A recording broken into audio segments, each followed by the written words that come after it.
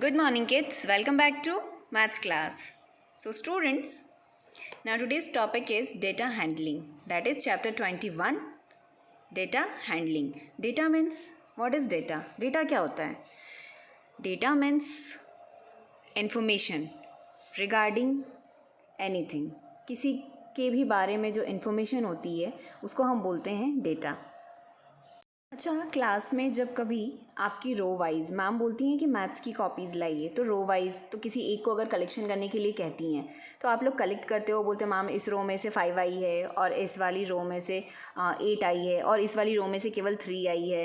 तो इस तरह का आप लोग कलेक्शन करते हो और डेटा भी बताते हो साथ में कि इसमें से 3 आई है, इसमें से 5 आई है या फिर इस रो में से मैम 1 ही आई है। तो इस तरह का क्या करते हो, आप लोग डेटा को कलेक्ट करते हो और फिर मैम को बता रहे हो।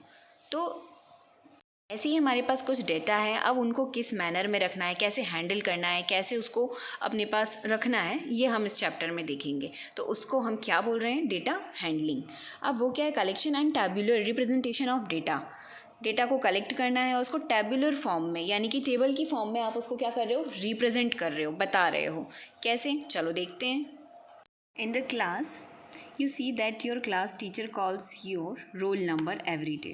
आपका अटेंडेंस होता था, डेली होता है, ठीक है। तो वो अटेंडेंस जो डेली होता है, फिर लास्ट में क्या होता है, एट लास्ट मैम बोलती है ना कि आपकी एब्सेंट बहुत ज़्यादा है या आपकी प्रेजेंट बहुत कम है। तो ये सब क्यों बोलती है, क्योंकि लास्ट में जो रिकॉर्ड आता है आपकी अटेंडेंस का रहता है, तो आपकी इन्फॉर्मेशन रहती है कि आप इतने दिन स्कूल आए हो, इतने दिन आप एब्सेंट रहे हो। तो ये सब क्या है, एक इन्फॉर्मेशन कलेक्ट करती हैं मैम पूरे साल भर और फिर लास्ट में आपको बताती हैं कि आप इतने एब्सेंट रहे हो या फिर इतने प्रेजेंट रहे हो। तो ये क्या है, इन्फॉर्मेशन कलेक्ट किया गया और ये एक न्यूमेरिकल डेटा है। कैसा डेटा है, ये न्यूमेरिकल डेटा है। यहाँ पे आपको एक टेबुलर फॉर्म दिया हुआ है, एक टेबल दिया हुआ है, गिवन है। अब इसमें कुछ डेटाज हैं, अब देखते हैं वो डेटाज किससे रिलेटेड हैं। वन डायरेक्शन यानी कि ये वन डायरेक्शन, फिर इसमें days Monday, Tuesday, Wednesday, Thursday, Friday, Saturday, ठीक है। फिर नंबर ऑफ़ स्टूडेंट्स प्रेजेंट, तो मंडे को 42 स्टूडेंट आए, फिर ट्यूसडे को 46। मैम बोर्ड पे लिखती थी ना, याद है आपको, साइड में मैम लिखते थे ना कितने प्रेजेंट इतने एब्सेंट है। फिर वेडनेसडे को 40, फिर Thursday 46, Friday 40, Saturday 35 in class first. तो ये रिकॉर्ड है जो कि आपके अटेंडेंस के टाइम पे मैम ने लिया है। अब ये क्या है, this is an example of one dimensional data. ये वन डायमेंशनल डेटा है, सिर्फ ये इस साइड वन डायरेक्शन में ही जा रहा है। अब कैसे, separate in one direction only, क्योंकि ये एक ही डायरेक्शन में है। If the same table extending to the number of students of class 1 to 5th present during the week we can get the table as shown. ये तो सिर्फ एक क्लास का डेटा था कि आपके पास एक क्लास है और उनको बताना है, आपको बताना है कि पूरे वीक में कौन कितनी प्रेजेंस रही, ठीक है, कितने स्टूडेंट प्रेजेंट रहे, सिर्फ एक क्लास के बारे में। लेकिन अगर हमें 1 to 5 का अगर निकालना होगा तो फिर कैसे करेंगे, तो कैसे बनेगा, तो डेज़ और क्लासेस। डेज़ यानी कि फर्स्ट डायरेक्शन ये रहा और सेकंड डायरेक्शन ये आएगा। क्यों, क्योंकि यहाँ पे हमें नंबर ऑफ़ क्लासेस हमारी एक्सटेंड हो गई है ना, बढ़ गई है, 1 2 3 4 5 क्लासेस हो गई है। अभी इसमें सिर्फ एक क्लास थी तो सिर्फ इस डायरेक्शन में हम गए थे और हमारे पास पूरे डेटाज थे। अभी हमें क्या करना है, इधर नीचे भी आना है, इधर डाउनवर्ड भी आना है। क्यों, क्योंकि बाकी की क्लासेस की इन्फॉर्मेशन भी तो लिखी हुई है यहाँ पे। तो ये हो गए डेज़ और ये हो गई क्लासेस और यहाँ पे क्लासेस हो गई। तो फर्स्ट इतने रहे, सेकंड क्लास में इतना रहा, थर्ड में इतना, फोर्थ में इतना, फिफ्थ में इतना, पूरे वीक का आपका ये डेटा यहाँ पे आपको गिवन है। Since the above table is spread in 2 direction, ये 2 डायरेक्शन में जा रही है, this is an example of 2 dimensional data. तो हम इसको क्या बोलेंगे, 2 डायमेंशनल डेटा। क्यों, ये एक डायरेक्शन ये रहा और सेकेंड डायरेक्शन ये रहा। तो मतलब किसी एक चीज़ के बारे में बोल रहे हैं तो आप एक डायरेक्शन यानी कि वन डायरेक्शन में कर सकते हो। लेकिन अगर यहाँ पे कंटेंट बढ़ रहे हैं, क्लासेस बढ़ी, देखो तो डायरेक्शन भी एक्सटेंड हुआ, सेकेंड डायरेक्शन की हमें ज़रूरत पड़ेगी, ठीक है। To the page number 188. Now here example 1. By observing the table 2 answer the following. Table 2, have you seen that? ये टेबल 2 हमने देखी यहाँ पे। अब इसको आपको ऑब्जर्व करना है। अब क्वेश्चन देखते हैं कि हमसे क्या पूछ रहे हैं। सपोज़ अगर आपसे पूछा कि ये बताओ, आप क्लास 5th में सैटरडे को कितने स्टूडेंट्स आए थे, सैटरडे को क्लास 5th में कितने स्टूडेंट आए थे। तो अब आपके पास तो पूरा डेटा है, तो उसके लिए हम क्या करेंगे, सबसे पहले क्लास देखेंगे, 5th में आएंगे, उसके बाद हम क्लास 5th में डे देखेंगे। तो डे क्या है, सैटरडे, मीन्स 50 स्टूडेंट आए थे। ठीक है, तो इस तरह से आपको ये टेबल दी हुई है और इसके रिगार्डिंग कुछ क्वेश्चंस आपसे पूछे जा रहे हैं, तो आपको वो क्वेश्चंस बताने हैं, आई मीन आंसर बताने हैं क्वेश्चन के। नाउ फर्स्ट क्वेश्चन है, how many students were present in class 3 on Friday. तो फ्राइडे को कितने स्टूडेंट आए थे। तो सबसे पहले हम कहाँ जाएंगे, क्लास 3 में जाएंगे और फिर हम डे में जाके फ्राइडे में जाएंगे। तो क्लास 3 में देखो कितने स्टूडेंट हैं, 42 दिख रहे हैं हमें, तो 42।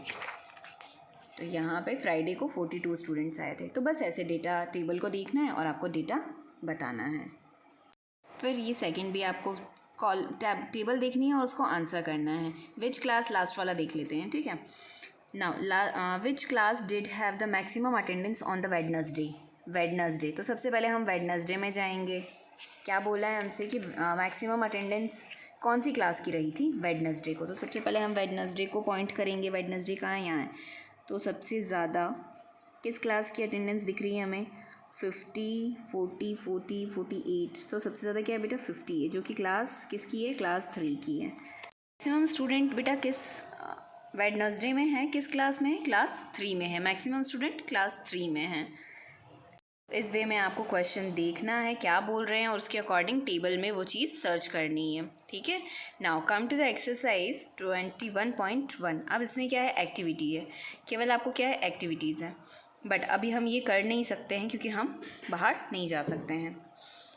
क्या बोल रहे हैं, ये एक शॉप की आपको टेबल दी हुई है, 2 डायमेंशनल टेबल है, ये दिखाई दे रहा है आपको, वन डायरेक्शन एंड ये 2 डायरेक्शन। तो ये क्या हो गई, 2 डायमेंशनल हो गई।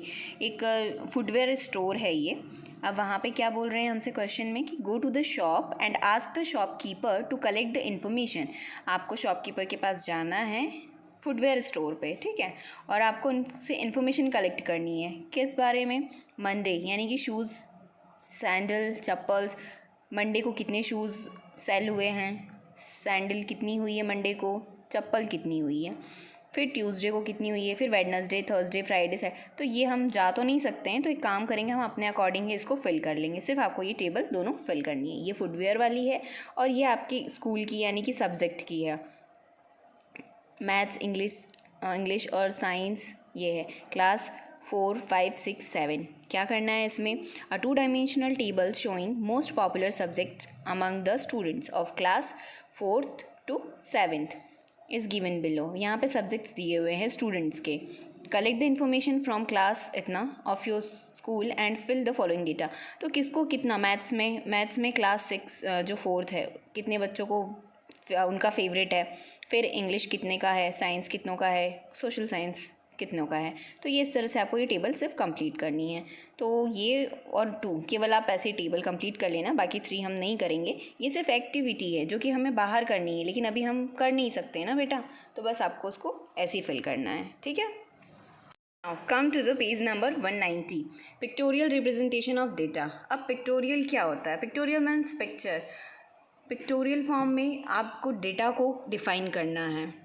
Representation of data in the picture form, picture के फॉर्म में आप किसी डेटा को रिप्रेजेंट कर रहे हो। Representation of data using picture symbol is called the pictograph. तो उसको हम बोलते हैं पिक्टोग्राफ। किसी पिक्चर से आप कुछ इन्फॉर्मेशन को डिफाइन कर रहे हो, जैसे कि देखो ये मंडे 1 2 3 स्माइलीज़ है, यहाँ पे ट्यूसडे इतनी स्माइलीज़ है, फिर ये स्माइलीज़ है। तो ये सब स्माइलीज़ क्या कर रही हैं, किसी डेटा को बता रही हैं। वो क्या डेटा बता रही है, चलो देखते हैं हम। In a class of 40 children, एक क्लास है जिसमें 40 स्टूडेंट्स हैं। Absentees in a particular week were shown by a pictograph given below. अब यहाँ पर दिया हुआ है, क्या दिया हुआ है, 40 यानी कि 40 क्लास में स्टूडेंट्स हैं और वो एब्सेंटीज़ यानी कि मंडे को 3 स्टूडेंट एब्सेंट थे, ट्यूसडे को इतने, वेडनेसडे को इतने, थर्सडे इतने, फ्राइडे इतने, सैटरडे इतने। इस तरह से पूरे वीक में आप भी क्लास में आते हो तो हम लिखते हैं ना बोर्ड पे साइड में कि नंबर एब्सेंट इतने हैं, प्रेजेंट इतने हैं, टोटल इतना है। तो उसमें से मंडे में इतने एब्सेंट है, ट्यूसडे में इतने एब्सेंट है। तो ये एक टेबल दिया हुआ है, ये डेटा दिया हुआ है। अब इन्फॉर्मेशन दे रहा है ना हमें कि मंडे को 3 स्टूडेंट जो थे वो एब्सेंट थे, फिर ट्यूसडे को जो है 5 स्टूडेंट्स थे एब्सेंट थे, तो ये हमें डेटा हमें शो कर रहा है। अब इसके रिगार्डिंग हमसे कुछ क्वेश्चंस पूछे हैं। अब क्वेश्चंस क्या पूछे हैं? How many children were absent on Wednesday. Wednesday को कितने एब्सेंट थे? तो आप जाओगे सबसे पहले वेडनेसडे वाले कॉलम में 1 2, यानी कि 2 एब्सेंट थे। फिर आपसे पूछ रहे हैं how many children were present on Tuesday. फिर ट्यूसडे को कितने प्रेजेंट थे, एब्सेंट नहीं पूछा है, ये तो हमें क्या दिया हुआ है, ये एब्सेंट दिया हुआ है, ये एब्सेंटीज़ बच्चे हैं, एब्सेंटीज़ दिए कि जो उस दिन एब्सेंट थे, इतने बच्चे एब्सेंट थे। अब आपसे पूछा है कि टोटल प्रेजेंट कितने थे ट्यूसडे को, तो हमें पता है टोटल क्लास में बच्चे कितने हैं बेटा, 4040 में से 5 स्टूडेंट जो हैं वो एब्सेंट हैं, तो हमने 5 को एब्सेंट कर दिया, माइनस कर दिया, तो अब कितने बचेंगे हमारे पास, 35 स्टूडेंट्स हैं जो कि ट्यूसडे को प्रेजेंट हैं। तो आपको ये एक डेटा दिया हुआ है, पिक्टोरियल रिप्रेजेंटेशन दिया है, और उसके रिगार्डिंग आपसे ये क्वेश्चंस पूछे जा रहे हैं जिनको आपको आंसर करना है। नेक्स्ट है on which day the absentees were maximum. अब किस दिन एब्सेंटीज़ जो है वो कि बहुत ही ज़्यादा हैं, तो देखो किस दिन दिख रहे हैं हमें, सैटरडे को दिख रहे हैं हमें। 1 2 3 4 5 6 7 8 9 10 11 12 स्टूडेंट्स उस दिन एब्सेंट हैं। तो सबसे ज़्यादा किस दिन एब्सेंट हैं बच्चे, वो हैं सैटरडे में।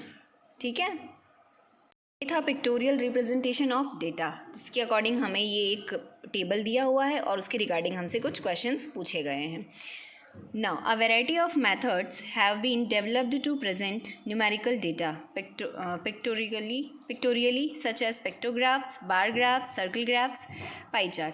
तो ये जो भी है, अभी हमने क्या देखा बेटा, पिक्टोरियल रिप्रेजेंटेशन देखा, यानी कि पिक्टोग्राफ। अब हम देखेंगे bar graph, circle graph means pie chart, ये सारे टाइप के ग्राफ हम देखेंगे। होप आपको ये पिक्टोग्राफ समझ में आया होगा कि किसी भी डेटा को जब आप पिक्चर फॉर्म में डिफाइन कर रहे हो तो वो क्या हो जाएगा, पिक्टोरियल रिप्रेजेंटेशन। नेक्स्ट हम देखेंगे बार ग्राफ। अब बार ग्राफ क्या होता है, चलो ये भी देख लेते हैं। Next topic is bar graphs. अब बार ग्राफ पिक्टो के बाद, पिक्टो मीन्स पिक्चर के थ्रू, सिम्बॉल्स के थ्रू हमने डेटा को रिप्रेजेंट किया। अब है बार ग्राफ। बार का मतलब क्या होता है बेटा, बार का मतलब होता है रेक्टेंगल, बार का मतलब होता है रेक्टेंगल।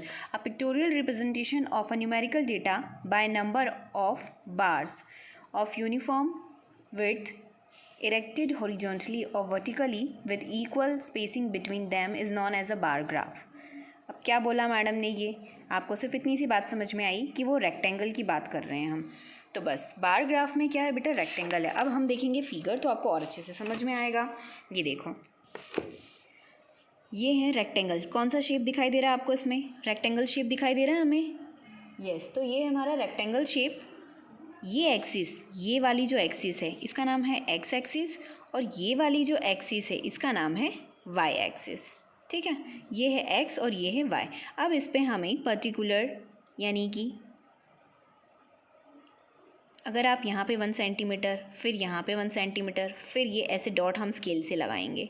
ठीक है, जिससे क्या होगा कि ये पर्टिकुलर, यानी कि एक बराबर स्पेस जो है वो इन पे हम आइडेंटिफाई कर पाएंगे, एक बराबर स्पेस को। फिर ये जो रेक्टेंगल है दिख रहा है 2004, फिर यहाँ पे 5 है, 2005, 6, 7, तो ये किसी चीज़ का रिकॉर्ड है, किसी का डेटा है। तो हम किससे रिप्रेजेंट कर रहे हैं इसको, बार ग्राफ से। इसको हम बोलते हैं बार ग्राफ। ये जो रेक्टेंगल है ना, इसको हम क्या बोलेंगे, बार ग्राफ। आपको आई थिंक समझ में आ गया होगा कि किसी भी डेटा को आप किसी बार ग्राफ, यानी कि रेक्टेंगल से आप उसको शो कर रहे हो। यूनिफॉर्म विड्थ, यानी कि एक यूनिफॉर्म मीन्स एक बराबर। देखो इनकी चौड़ाई जो रेक्टेंगल की है, इनकी साइज सेम है, इनकी भी सेम है। क्यों, क्योंकि हम यहाँ पे सेम, यानी कि एक पर्टिकुलर स्पेस पे हमने यहाँ डॉट्स लिए हैं। फिर यहाँ पर ये बनाएंगे तो ये ऐसा बनेगा, फिर यहाँ लेंगे तो ये कुछ ऐसा बनेगा, तो एक बराबर है। ठीक है, अभी आपको सिर्फ इतना समझना है कि बार ग्राफ होता क्या है। तो बार ग्राफ क्या है, डेटा का representation of data in the form of rectangular, यानी कि रेक्टेंगल, यानी कि बार के फॉर्म में आप किसी डेटा को डिफाइन कर रहे हो, किसी की इन्फॉर्मेशन को आप बता रहे हो। ठीक है, तो ये होता है बार ग्राफ। इसको हम और डिटेल में पढ़ेंगे, अब वो हम नेक्स्ट वीडियो में देखते हैं। Okay, bye bye, take care.